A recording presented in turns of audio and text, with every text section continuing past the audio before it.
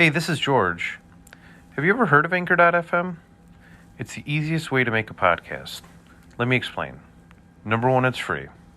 Number two, there are creation tools that allow you to record and edit your podcast right from your phone or computer. Anchor will distribute your podcast for you so you can hear it on Spotify, Apple Podcasts, and many more.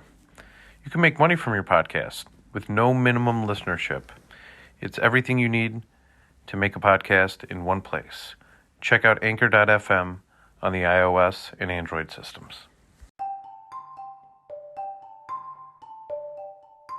Need psychotherapy online or in person? Check out tinyurl.com/THT psychotherapy.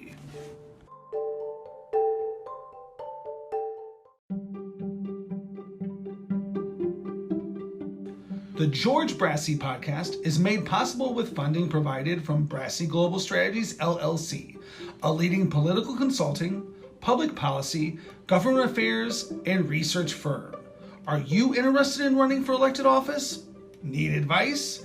Call or email George, 708-769-5015. Brassey Global Strategies 1@gmail.com. Freeze doesn't stop Chicago Heights City Council from taking care of business. Freeze doesn't stop Chicago Heights City Council from taking care of business, Chicago Heights, Illinois, despite some members of the council being absent, freezing weather and meeting remotely due to COVID restrictions. On Tuesday night, the Chicago Heights City Council approved a number of projects to continue moving forward the city's beautification projects. Architectural services. With Alderman Vincent Zaranti sitting in as acting mayor for Mayor David Gonzalez, the council approved an agreement for architectural services with TRIA Architecture. Under the $23,000 agreement, TRIA will provide a space needs analysis of the municipal garage and water department facilities. The company will analyze existing facilities and determine whether an upgrade or a totally new facility is needed, based on current and future needs. TRIA has provided architectural services for other local municipalities such as Country Club Hills, designing its amphitheater, storage and fleet maintenance facilities, and upgrading its recreational center. Morton Arboretum Grant. The council voted to accept an award of $15,000 from the Morton Arboretum through its Urban and Community Forestry Grant. The grant will pay for a tree inventory of the city. Funding for the grant is provided by the United States Department of Agriculture Forest Service through the Illinois Department of Natural Resources Urban and Community Forestry Program. It offers urban and community forestry grants to municipalities, which are required to pass a tree preservation/protection ordinance before the end of the grant period. Engineering services. The council also approved proposals totaling $842,000 for engineering services for various city infrastructure projects. Chief of Staff Karen Zarant said the projects include sewer and resurfacing work around the city. The council approved an agreement with Grand Capital, North America, LLC, to induce the sale and development of the city-owned real estate at 560 and 570 West Lincoln Highway. Jack Hines, city economic development consultant, said the parcels are the sites of the former Lorenzetti's restaurant and car lot next to it. Grand Rapid Capital has done a number of developments in the city. In other business, Chief of Staff Karen Zarant gave the council an update on January's Illinois Department of Public Health vaccination clinic, hosted by the city. She said about 250 people registered online. The city plans to hold another vaccination clinic, in conjunction with IDPH, in February. Chicago Heights Fire Chief Jeffrey Springer announced the promotion of Captain Tony Mascalino to Assistant Fire Chief. The council approved a redevelopment agreement to induce the sale of the city-owned surplus real estate at 1902 Euclid Avenue, through the city's Abandoned Property Acquisition Program. And the city's city towing services agreement was renewed. Freeze doesn't stop Chicago Heights City Council from taking care of business.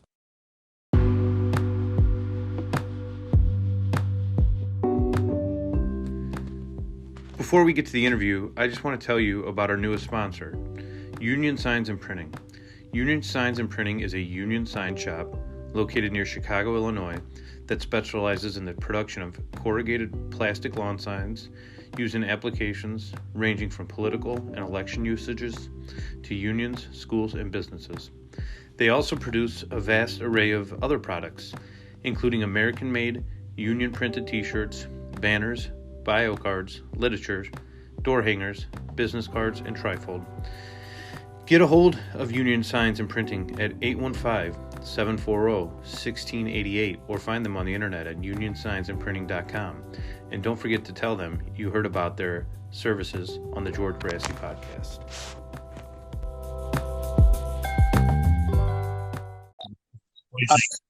I'm so glad to welcome our next guest, Mayor Eugene Williams from the Village of Lynwood.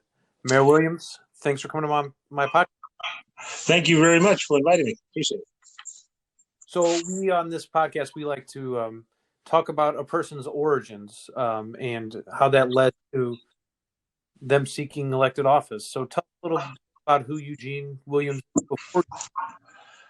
Well, actually, I think I'm kind of a victim of circumstance. I always claim to be that more so than a politician, but once you try to get votes, I guess you are a politician, and that's not necessarily a bad thing. But actually, I started out as I'm a sheet metal worker, construction worker, and somehow or another, somebody saw me doing that job and say, hey, we need a guy to go over here and teach at that time, the CBS High School, and inspired young kids. Believe it or not, I used to be young. And we did that, had a good time with it. And a little later on, somebody, while living in Lynwood, the then mayor asked me if I would be on a committee, the Community Relations Committee. A little bit later, the mayor after him asked me if I would be a trustee. And then when he got ready to retire, he said, we think you ought to be the next mayor. And that's the short story of how I kind of got here.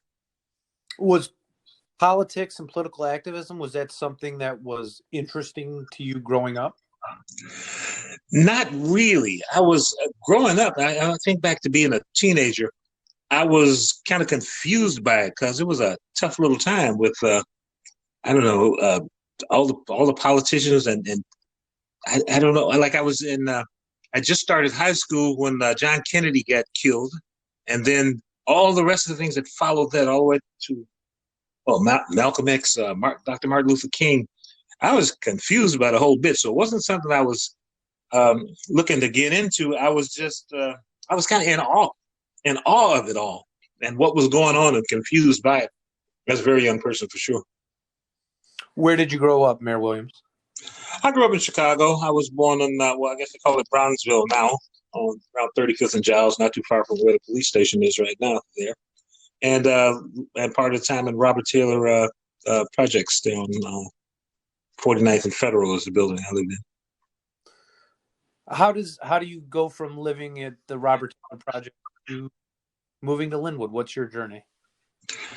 Well, actually, everything kind of comes by, I think, because of, there's always responsible adults recommending what a young kid should do when they're coming out of high school.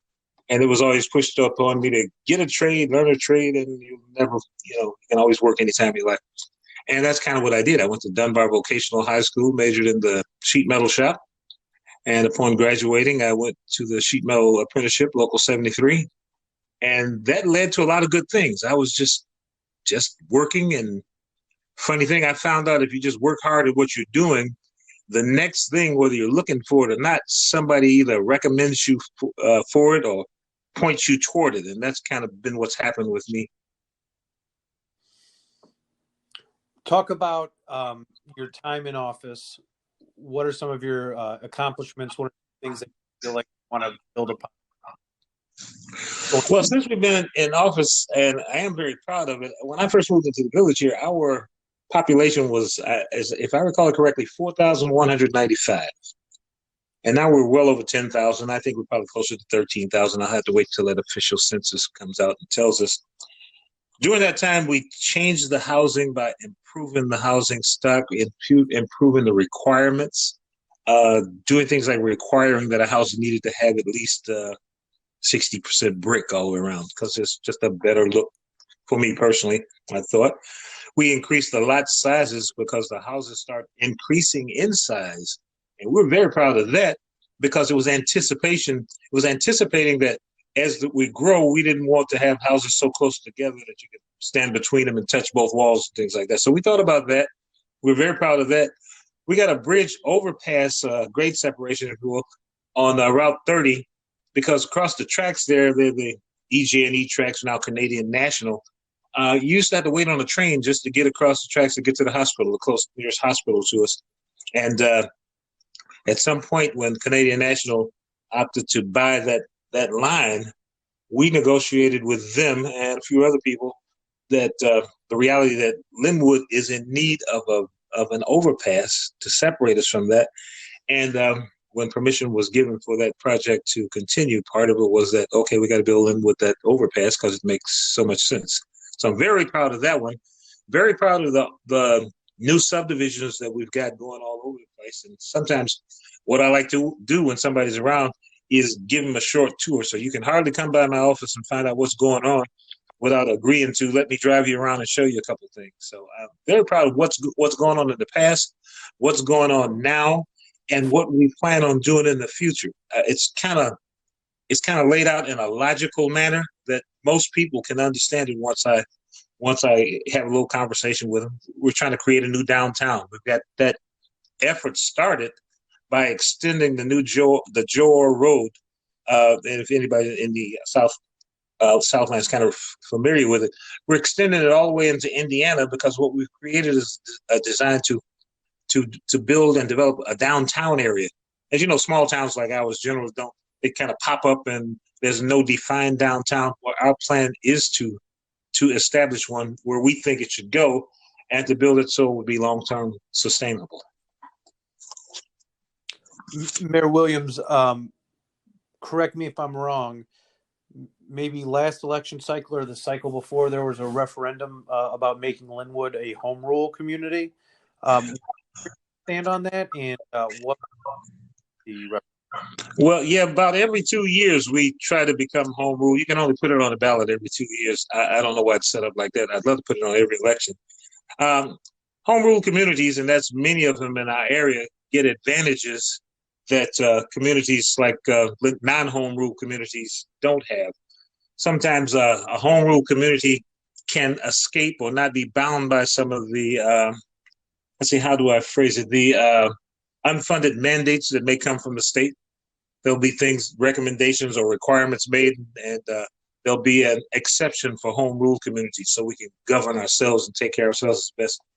Home rule communities receive better banking and credit ratings, and we would want that just to refinance any bonds or any old debt that we have, so it'd be easier to pay. And one of the good advantages that popped up that I can point out to this year, there's a program that will allow us to access to $2.5 million, which would not be a loan. That would instantly wipe out any debt we might have and help us to hire a couple more people I'd like to hire in Public Works Department. And we wouldn't have to pay that back for about a 20-year period if we wanted to, by having the state send the money that we would get, say, for instance, from a gaming parlor. If we could sign the agreement that the state would send that money that would normally come to the village to that gaming parlor, they would advance us. This business would advance us that money that we would normally have, which would be the kind of thing that, again, only a home rule community can have.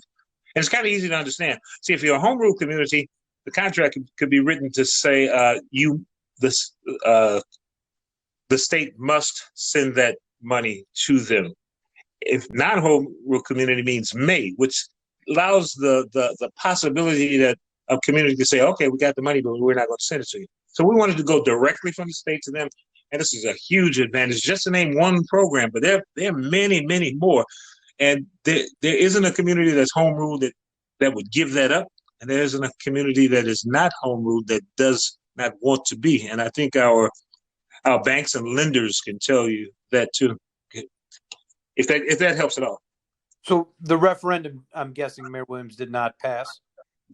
No, it did not pass. It hasn't passed the whole time that I've been here because we got huge opposition that oppose it, and we can't match their political efforts because because it's a you can't spend village money or government money to campaign for something like that. So it's considered political. So we can't match the opposition from people who those that oppose it, and some people oppose it. The Realtor Association always opposes home rule, no matter which community goes after it, and they stop it for their reasons, and I don't agree with their reasons. But I've always said the Realtor Association has more money than anybody.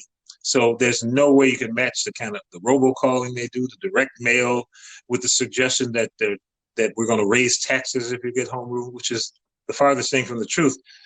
It always disappoints me that sometimes people don't realize your elected officials that are all suggesting that we need to do this also pay taxes here, and that wouldn't make sense that we'd want to raise our own taxes. There are so many benefits that come from this. I know we would be debt free. We'd be caught up on everything if we were home rule right now, and a growing young community like we are still is exactly the time you need to be this home rule authority. You should see a community that's 25,000 and over in population are home rule automatically. If you're smaller than that, your community's got to vote on it and say, oh, we want that now. And this is exactly the time, all the time that I've been here, and even as we go into the future, where a town like Lynwood needs to be, or could certainly benefit from home, because we're growing like crazy and we need it. Think about this. Every time we grow, our subdivisions are booming. We got new housing going like crazy. But think about this. Every time we grow, our subdivisions get bigger, and we don't have any more monies coming in from the state or county. If we don't have any more monies coming in, we still got the same small crew to try to clean the streets, get rid of garbage, all the things that we would do, that we do. It's expanded, but we don't have any more coming in to do it. This is all to help ourselves. And another thing I would point out too, every bit of money or income that comes to the village, any municipality, goes right back into it. It isn't like we get to keep it and put it in our pockets and say, hey, look how much we got. If we get more money that we can fix streets for, fix up parks, all the kinds of things that a municipality must do, it goes right back in there, because all we do is we fix things, we keep it running, and then by the time it wears out, the first thing that we put in wears out and has to be replaced again. You just keep it rolling. So just want people to think from that point of view also. As a fellow elected official in a home rule community, I will say I don't envy for not being one. Yeah, it would be nice. The first thing we would do is say, hey, we're home rule now, so our credit rating is better. Let's refinance all those old bonds, and we'll take that savings and fix another street or fix another playground, another park, or something like that. Mayor Williams, on a previous episode, we had Alderman J.R. Patton in City, and one of the things he talked about was their attempt to get the Southland Casino. Mm-hmm. Is Lynwood still in the running for that? And if they are, tell us a little bit about your proposal. Oh, yeah, we're in the running. We've been trying to get that for really even started before I actually became mayor. And what I've done the whole time is try to keep Lynwood relevant in those conversations. We're still there. So it's down to 4 potential communities that the Gaming Board is considering to award that South Suburban Casino. We're glad to be one. We think we're the best spot for it. And I can't wait till things move far enough along that each community, along with us, of course, gets a chance to spell out why we think we should have it and why we would be the better spot for it and how beneficial it might be to the entire region. Now, with the casino, do you already have a partner who would operate it and to manage it for you guys? Oh yeah, because you see, you got to have that before you're even considered by the gaming board. So the applications are in. The gaming board gets to examine the applications, and I'm sure that the people who put them in all 4 towns that are up for this made good proposals, and just waiting for the gaming board and the governor, I guess, to say, okay, we'll pick one. Or what I really expect is at some point to be called in all of us to say, okay, why are you so good? What makes you think you deserve it over the other towns? Because you see, either town that gets to host that casino, then we'll have to do revenue sharing for the rest of the region. There's revenue sharing plans that everybody would have to adhere to. And I've always looked at it like if we were to host this, we would have everything. We would be able to get everything that Lynwood needs, and we would share and give everything else. The only thing I worry about, if it goes to another town, do we get enough to take care of Lynwood itself? So this is one of those cases where it would be better to give than receive. So we would like to give that whatever revenue sharing monies that are up to all the towns, and as much as they can possibly get. But then at least Lynwood will have everything it needs for sure without having to worry about it as much. All that's capable of or can come from that. And more than just that. See, a lot of people think of this casino as like the end all. It's not the end all from my perspective. We've been trying, and we are building a family entertainment, sports, and family district. It's already going on right now. And what we want to do is expand on that. So I know and I hope my residents and everyone else understand, like, let's not be naive about this. If a casino were to land here, then we can attract all those other things we would like to do too. And the growth that we can experience will spill over into, say, Ford Heights. Ford Heights has got a piece of property I would love to make part of our entire sports family entertainment district. And we've got plans and we've got discussions about just that and how to do that. So what I have is a plan that it's not a selfish plan at all. In fact, it's really, really big. It's not a dream, it's a plan because it makes sense. And if anybody's got time to spend a couple of minutes with me, I can show them how and why. Mayor Williams, you're up for re-election, but your election is in February as opposed to April. Tell the audience why that is. Well, normally our election would be in April too. In the old days, before, let's see, how do I say it nicely? Some of the politics changed. The South suburbs and many of the suburbs all waited for the consolidated election. That would be the April election. And we didn't necessarily run for the primary, Democratic or Republican primary. But there's been a trend lately for people who are breaking in or trying to break in to use some of the tactics we've seen before by running in the primary and then going on to the slate in the consolidated election as the Democratic candidate. Now, with so many people moving from inner city and from wherever they come from, they don't necessarily realize that everybody almost, especially in our region, everybody that's on that April ballot is Democrat anyway. But if you run the primary, you got that title alongside your name. So rather than let anybody come in who has done nothing, has put no time in here, doesn't really know anything, to get such an advantage, and that would be like no fault of our residents. They wouldn't know any better. They're not politicians. They wouldn't necessarily know. So it became incumbent upon us to run the primary so we could match them. There was an entire slate that's running against us, and I think, much to their surprise, we kind of figured out what they were going to do, and we decided to do the same thing. Mayor, what are two books that you would recommend to the audience that have been influential to you as a person? Oh, I thought about that. A couple of my favorite books. One is Lincoln on Leadership. That was by Donald T. Phillips, I think. And when I first became elected mayor, and some of the trainings that I would go to, this was one of the books that was recommended to us because I never assumed that I was a leader, and I figured out that you're only a leader if people decide, okay, you're our leader, or you're leading us here. You don't declare yourself that. It's kind of one of the things that I learned, and that book I still think about. In fact, I just every once in a while I go back and look at it again. A lot of good lessons, a lot of good things that came from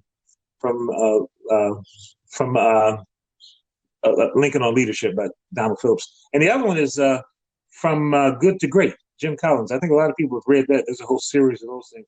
I was very much impressed by that book because it pointed out one of the things that really sticks with me is he considered if you're building a city, you're going from one place to a next, then you've got to, on this, say it's a ship, and we're moving the ship across the sea, or it's a bus, you got to make sure you got the right people on there that can help you get there, and you got to get the wrong people off so you can get to where you're going to go. So in this effort to move from good to great, you can't stand still. You've got to do better than what you've done before. You got to be constantly improving. So as I've always said, every time elections come up, people say it's time for a change.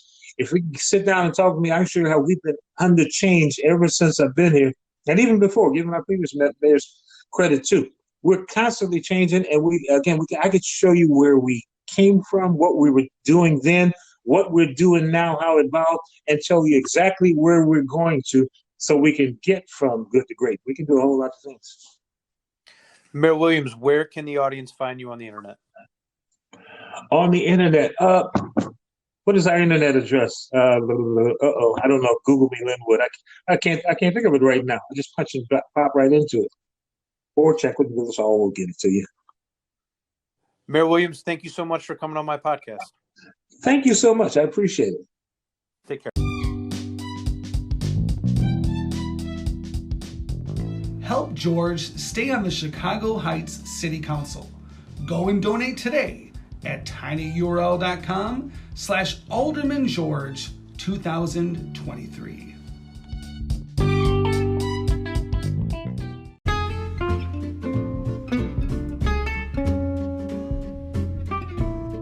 Need more George? Like his pages on Facebook. Friends of George Brassey PAC, Fifth Ward Business Alliance, Chicago Heights Bicycle and Pedestrian Resource Center, and the George Brassey Podcast.